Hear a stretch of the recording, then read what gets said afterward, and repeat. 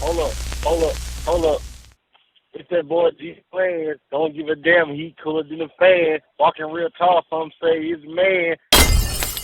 And I know, like, at the end of the day, after the dust settles, I mean, they're just gonna be happy if I'm happy, even if they didn't know it at the time. They just did their best. That's all you. So how does all that make you feel? Like, knowing your parents sacrificed things, but then it seems like if they don't support the dream that you had. It's confusing, It's like there's just a bittersweet love to it because you understand, because I understand. So it's hard to be angry at something I understand, but the process of understanding was not an easy one. I bet it was. And I read somewhere that I don't know if it was your mother, your father gave you a name. Gave you an American name so you'll blend in over here? Yeah. So when they asked about like my name, like Lyric Michelle, Lyric is a name I gave myself when I started to perform poetry. It just gave me, it was an alter ego almost to like, gave me a reason not to be afraid. Like, okay, Lyric is not afraid. That's what I create. You're Lyric. And Michelle never felt completely right because of how I grew up, and also the genesis of it. Like, yeah, my dad wanted an American sounding name with me and my brothers. I have 3 brothers. Like an American sounding name so that, we wouldn't go through what they went through when they first came to Chicago and African, with accents but it never felt like myself. But my middle name is Orgai Dima, and that means it will all be well. Yeah. And wow, that's amazing. Yeah, that's been my mantra for a long time. Yeah, and that's one thing I admire about African culture is that the parents of African kids give their offspring like amazing names that mean something. Like we just got to speaking about Nipsey. You in LA now, but his name is God Will Ride, and and this father was the African. So that's amazing that you have that name. But I want to say this as well, like, everybody has a message with their music. You know what I'm saying? They do. Like, what's your message? Like what's your sound? Oh, my message is it's freedom, man. It's freedom, and in a way that at the same time forces you and inspires you to find that freedom yourself, because it is, it's not an easy road, especially, I mean, just living this life, man. You know what I mean? Like, some as a woman and as a black woman, and from going from like living in my car to going from like not so nice boyfriends and wondering like how I'm gonna pay for rent and how I'm pay and health insurance, the fuck, like, you know what I mean, student loans. It's just like sometimes the external, like, just it can cloud your judgment, and it can drain you of your energy. So it's almost like you're forced to find that freedom in yourself before you let people take it away. Me listening to you just say what you said, I don't know why this just popped in my head, but you sound like Hanola Darling. Yeah. Wow, that's crazy. I don't know if you watched. I just saw this show like a week ago called She Gotta Have It, and free. Yeah. And she's she's struggling to pay rent. She's an artist, You know, she's just a free spirit, and for you to just say that just makes me think about her. Yeah, I love that movie. It's crazy. Like, that's crazy. Like, it has a show. That's an old movie, but it actually has a show out on Netflix. Oh yeah, no, I know she's gotta have it was the old show, but I mean the old movie, which I love. But then they also did the remake before the show. I haven't seen the show yet though. But there was a remake of just another movie. Yeah. Yeah.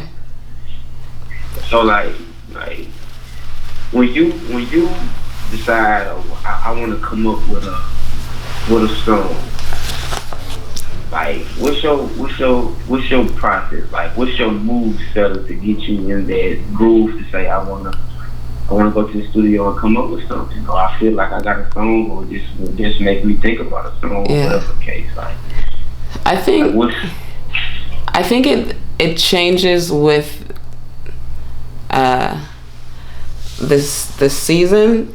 I guess how the songs come, I guess, but right now, or what I did maybe 6 months ago, and for about a year before that, like a year straight, I would make, or a lot of my career actually, I'd make voice memos, and if an idea got in my head, I'd write it. I mean, I'd record it. So one of my favorite books is The War of Art, and they talk about these creative ideas as if they're messages from the muse, you know, like in Greek mythology. So it's like once she whispers something, it's like passing in the sea of your mind, so you have to grab it before it goes away. And that's kind of how an idea feels with the song. Like, oh, this melody just popped in my head, like I need to record it on a voice note so I remember it.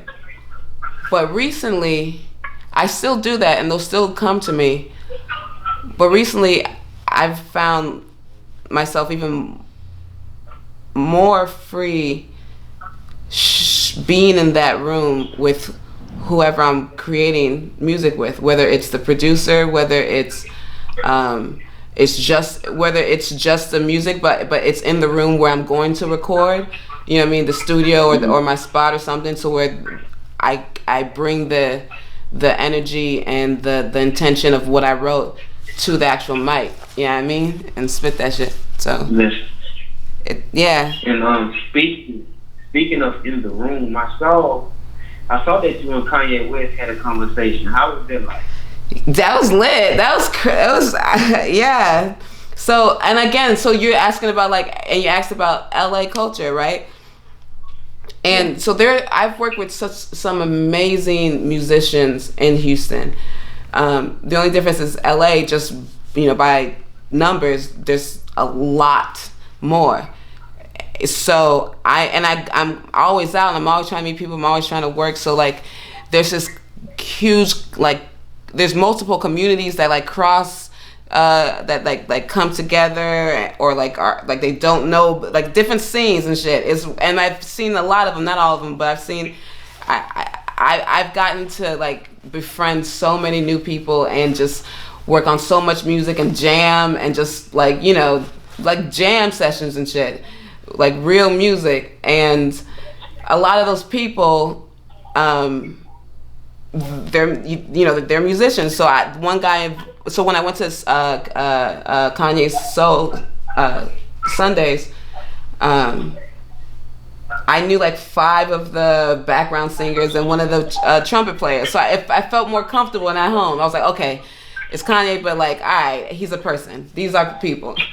So it happened to be his 15th anniversary of College Dropout as well, an album that changed my life. And in this room where this music is beautiful and great, and he's there, and I'm just like, all right, I just want to ask you a question. And he was like, go ahead. And I just introduced myself, and I just asked, when you made College Dropout, was your intention to be true to yourself first and what you were going through and what you wanted to express? Or was your intention to shift the current state and culture of hip hop? And he was like, oh, we always on that.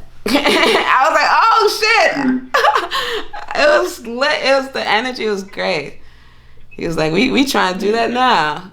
So it's almost. It looked like it was a cool experience right now. Like, as far as, I'm pretty sure you know Kanye is one of your guys that you look at as far as influencing the game. Like, who influenced you? You mean like artists and say again?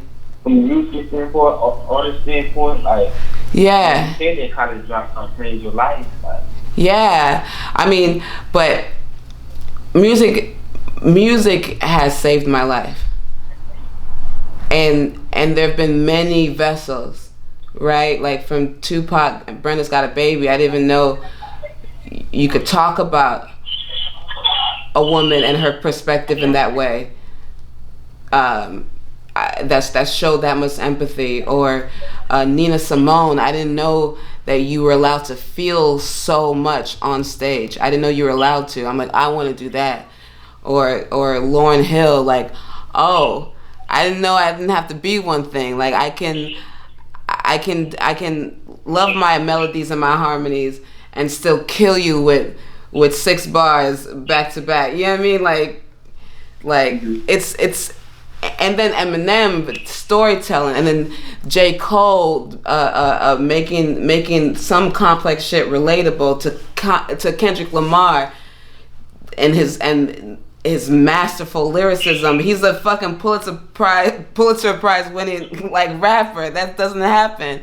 Like, I feel like I've just studied all of the people that I wanted to be like, and those are the only people I really paid attention to. And that's great.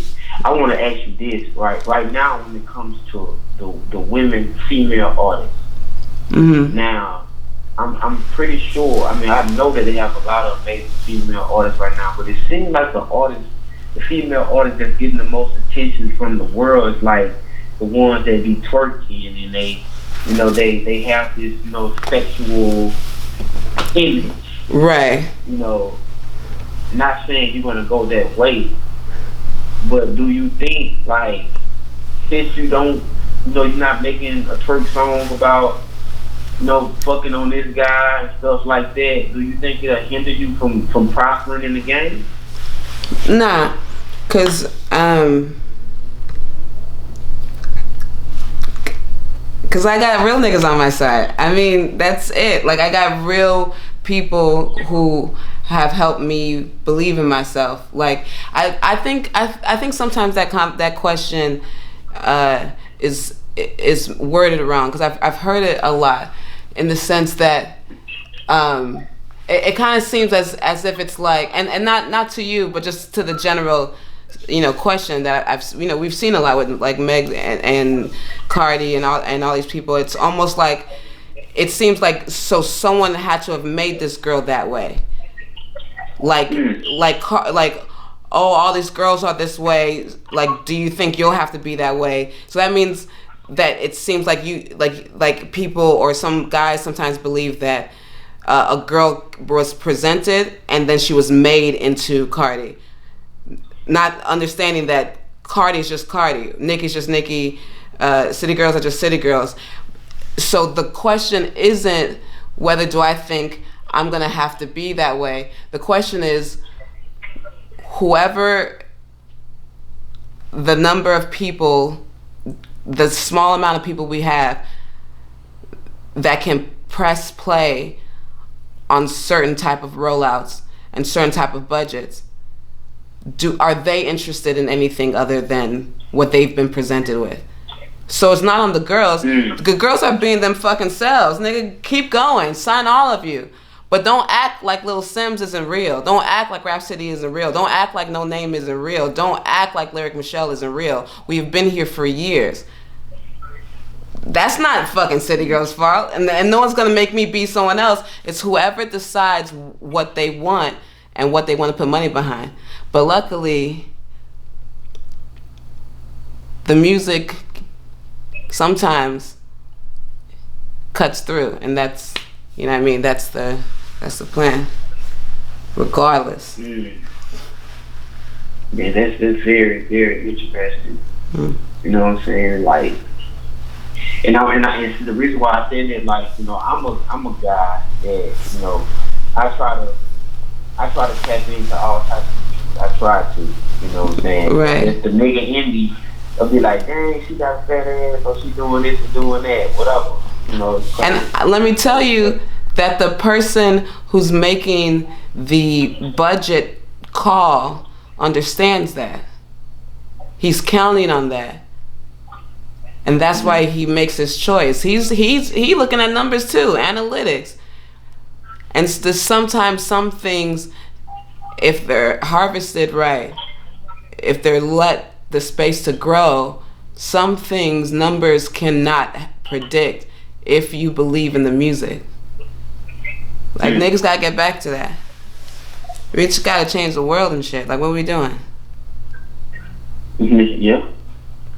Yeah, you right about that. It's definitely. I look at it that way too. But from a marketing standpoint, I understand what people try to do with the directors and the people who want to create this crazy visual with these women going crazy. I understand what they have to do, what they're trying to do. Because when you provide that shock value and replay, it's hard to get it out your head. It's like a psychological thing. Right. But I just think it underestimates the listener. It underestimates you.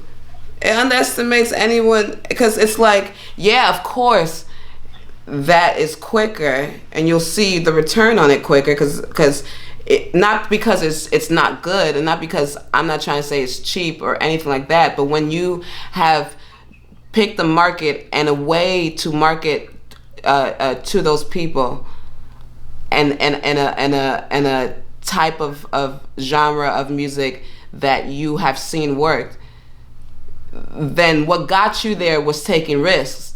But once you start getting the biggest return on the biggest risks you ever took, like Nicki wasn't supposed to happen. Like that brought back a wave that was it's number one woman. It was a long thing. So